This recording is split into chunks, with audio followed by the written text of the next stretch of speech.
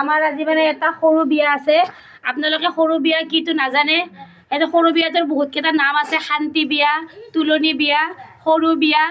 ছোৱালীটো যেতিয়া গাভৰু হয় তেতিয়া মানে সৰু বিয়াটো আৰম্ভ হয়।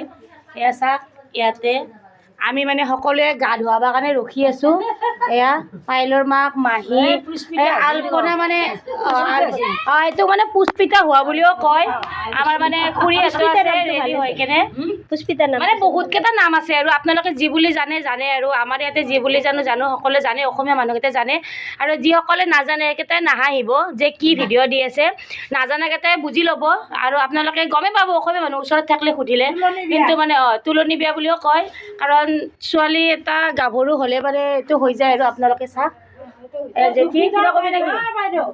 এয়া কইনাৰ মাক আৰু আমি গা ধোৱা পৰিৱেশটো হ'ব আপোনালোকক দেখাই আছোঁ মই। এতিয়া মানে আমি সকলো গোট খাইছোঁ না, গোট খোৱাৰ কাৰণে পৰিৱেশটো এইটো আমাৰ এইটো নামনি বাইদেউ মানে মোক বহুতে খং কৰে ভিডিঅ' কৰোঁ কাৰণে। মোক তেতিয়াৰ পৰা খেদি আছে, যা তই যা দোকানত যা। কিন্তু মই আহি গ'লোঁ। যিয়ে নহওক আপোনালোকক দেখাই আছোঁ আমি কি কাম কৰি থাকিম, কি কৰিব, কইনাটোক কি দিব কি নিদিব সকলো দেখাই থাকিম।